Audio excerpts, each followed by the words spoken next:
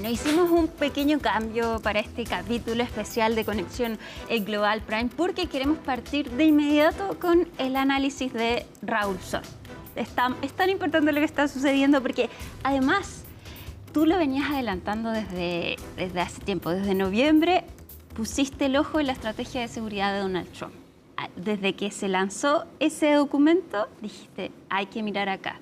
Y claro, había que mirar ahí, porque eso explica mucho de lo que está ocurriendo ahora. Claro, y uno de los ejes de ese documento es la seguridad hemisférica. Y el hemisferio somos lo que se llama en política internacional el hemisferio occidental, que es Estados Unidos, Canadá, Estados Unidos, Centroamérica y Sudamérica. Eso es el hemisferio occidental. Y hay una política especial de Estados Unidos y que hacia el hemisferio tenía, de hecho, un comando militar, el Comando Sur, que estaba radicado en Panamá, ahora está en Estados Unidos, digamos, pero estaban desde Panamá y desde allí operaban todos los aparatos, toda la planificación militar, y con el tiempo esto se fue relajando y esta vieja doctrina Monroe de 1800... sí, es antiquísima. De 1823, sí. Bueno, que era para impedir el ingreso de las viejas potencias coloniales europeas, como Portugal, España, Holanda, Gran Bretaña. Bueno, todo eso fue quedando relegado y Estados Unidos, con su hegemonía económica, especialmente después de la Segunda Guerra Mundial, se olvidó de estas doctrinas y, claro, era tal su vitalidad económica, su dominio en todo el planeta, era la única superpotencia. Bueno, fue relajando estas políticas y ya no habían limitantes. Pero con el tiempo, nada es eterno, y con el tiempo fueron surgiendo competidores y el más importante es China. Y esto fue lo que en el último documento sobre estrategia nacional en Estados Unidos se plantea, que América para los americanos, es decir, la vuelta a la doctrina Monroe, pero esta vez frente a China.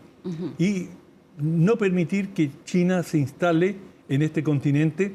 Hoy día China es el principal socio comercial de la mayoría de los países de Sudamérica e incluso de varios de Centroamérica. Es el principal exportador y en muchos casos el principal importador, porque, claro, Latinoamérica es un gran exportador de materias primas, productos agrícolas, y China es un barril sin fondo que lo consume todo, de manera que hay una relación muy dinámica. Y Estados Unidos es una economía que, si bien ha seguido creciendo y es muy dinámica, en términos relativos está estagnada, en términos relativos a China, que es de un crecimiento vertiginoso y voraz. Y esto Estados Unidos lo llega a ver como una amenaza y, mirando a la región, dice, Venezuela. Venezuela se puede transformar en una cabeza de playa, como se dice en términos militares, donde... ¿A qué se refieren con...? Con cabeza de playa se refiere a un lugar donde un enemigo desembarca. Entonces, eso es una cabeza de playa que es por donde penetra.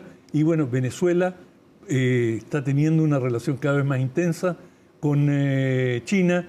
China le está adelantando fondos a cambio de petróleo. Es decir, los chinos, cuando hacen comercio, lo hacen siempre con un abaco en la mano. Abacos son estos calculadoras con cuentitas. Las pelastitas, sí. Pero que son muy eficaces por lo demás. Y bueno, con el abaco en mano sacan la cuenta. Y en concreto, en el caso de Venezuela, una de las motivaciones del gobierno norteamericano, y lo dice en este documento, es impedir que China se establezca de manera más sólida en el hemisferio. Y, por supuesto, nunca puede estar ausente el señor petróleo, que, aunque Estados Unidos es autosuficiente y no requiere del petróleo venezolano y tiene otros lugares donde abastecerse, más allá que su propia producción, que es importante, muy importante, y es autosuficiente, de todas maneras el petróleo es la moneda de cambio en términos de materias primas más importante del mundo. Es decir, tú puedes cultivar lo que quieras, nada se compara a un barril de petróleo. Un barril de petróleo, tú sabes inmediatamente cuál es el precio y por qué lo puedes intercambiar. Pero ¿compartes la postura de algunos analistas que dicen que con esta estrategia de hablar del petróleo intenta convencer a los estadounidenses de por qué están haciendo esto? Porque esto puede beneficiar a Estados Unidos, darle prosperidad. Sí, no, yo creo que, digamos, no le va a dar ninguna prosperidad a Estados Unidos. Ya es próspero y tiene muchos otros recursos, y por eso el argumento principal que usaron no fue el del petróleo. Incluso el petróleo lo mantuvieron casi oculto hasta el último momento, y la razón esgrimida fue el narcotráfico. Y la destrucción y el daño que esto le está haciendo a la sociedad estadounidense. Ese fue el argumento utilizado. Pero hay un blanco, hay un país que está en la mira de Estados Unidos y que ha estado desde hace mucho tiempo, décadas, más de medio siglo, Cuba. Cuba es el blanco y, digamos, hoy día hay mucha especulación cuál es el próximo país del cual Estados Unidos, con esta nueva doctrina, sin límites, sin líneas rojas, en que está dispuesto a usar el poder militar, cuál será el próximo país que va a ser alcanzado por Estados Unidos. Y hay quienes dicen, bueno, puede ser Nicaragua, puede ser incluso México, Colombia, y, digamos, han habido intercambios duros con... declaraciones duras entre los mandatarios, claro. Pero yo creo que Cuba es y ha sido una piedra en el zapato para Estados Unidos durante décadas, y Estados Unidos, claro, incluso trató de invadir la isla en la invasión de Bahía Cochino, fracasó, fue una invasión mal preparada, con elementos mercenarios, fracasó. Pero siempre quedó, y como la Unión Soviética era poderosa, se llegó a un acuerdo en que la Unión Soviética protegía a Cuba, y quedó claro de que tocar a Cuba era comprarse un conflicto directo con la Unión Soviética. Bueno, hoy día la Unión Soviética no existe.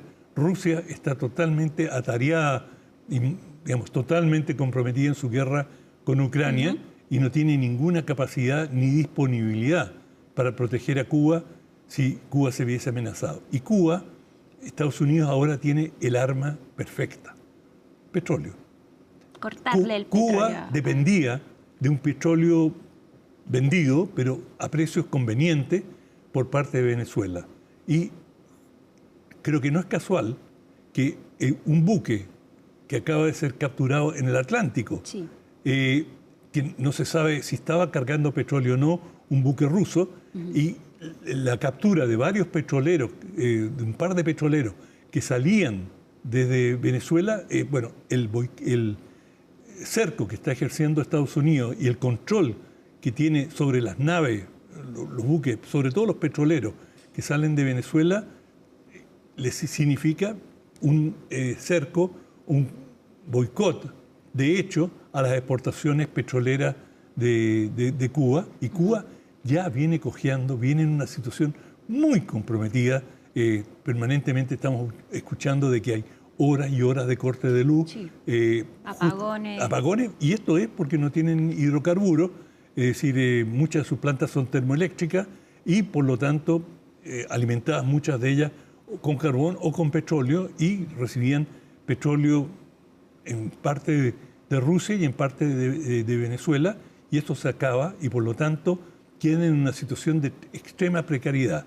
Y a esto se suma que el secretario de Estado... Eso te iba a preguntar, el rol de Marco Rubio, ¿qué rol juega ahí? Él es el ministro de Relaciones Exteriores, y muchos plantean que él jugó un rol decisivo en optar en los acontecimientos que han tenido lugar en Venezuela. Marco Rubio es un aspirante a la presidencia para suceder a Donald Trump, y él ha dicho, bueno, no hay secreto sobre esto, y está compitiendo con J.D. Vance, que es otro que se propone. Pero que no ha tenido mucho protagonismo durante los últimos días. No, y no ha tenido protagonismo en parte porque Vance está mucho más cerca de este movimiento Make America Great Again, MAGA, que es el principal sustento político de Trump, y la política de Vance es mucho más aislacionista.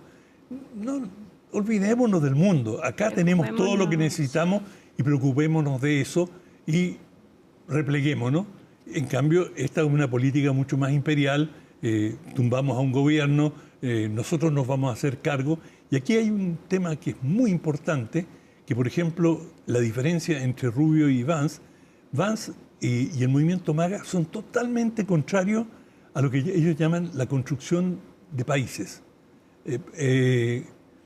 Y eso significa que cuando tú invades a un país, tienes que hacerte cargo de ese país. Y que no le ha ido muy bien en los últimos años. Le fue en Afganistán, fue un desastre. Exacto. Tuvieron 20 años y finalmente terminan gobernando los talibanes. Tú ves en Irak, tuvieron una tremenda guerra civil de años con pérdidas humanas, pero descomunales. Y todavía Irak es un país profundamente inestable. Y esto ha llevado a Estados Unidos, y especialmente a MAGA y al gobierno de Trump, a decir: nosotros no nos queremos hacer cargo, no vamos a ir a la reconstrucción de países. Y eso te explica por qué Estados Unidos no entra en Venezuela. Ellos no se quieren hacer cargo. Y dicen, bueno, es decir, Rodríguez, ella que se haga cargo. Está bien, yo sé que toda esta gente han sido, más que maduristas, chavistas, y que, digamos, no simpatizan con nosotros, pero eso nos tiene sin cuidado.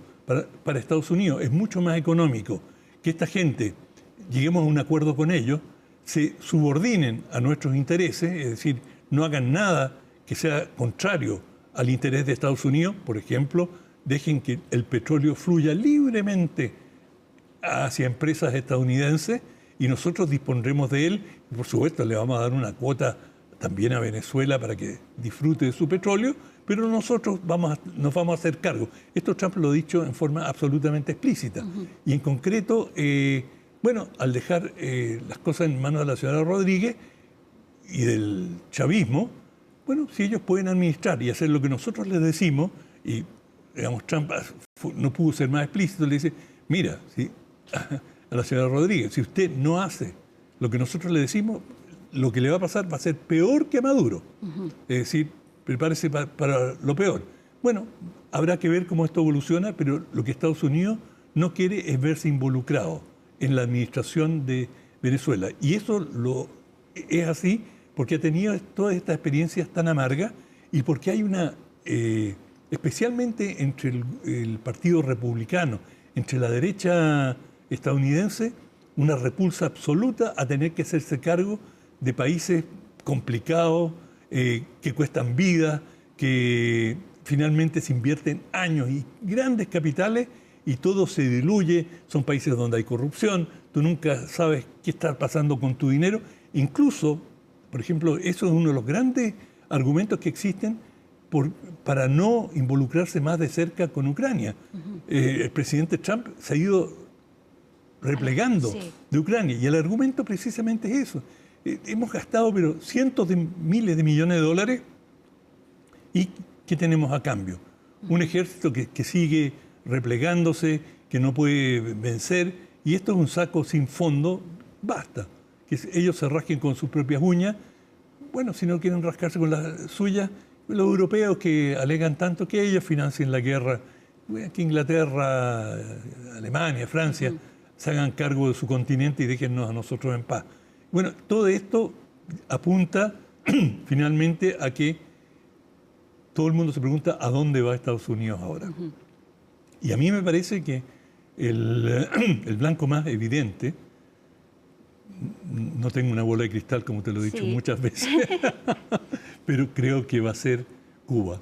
Y que Cuba es esa piedra en el zapato que sucesivos gobiernos norteamericanos se han querido sacar de encima y que, digamos, toman a Cuba además en un momento pero increíblemente vulnerable.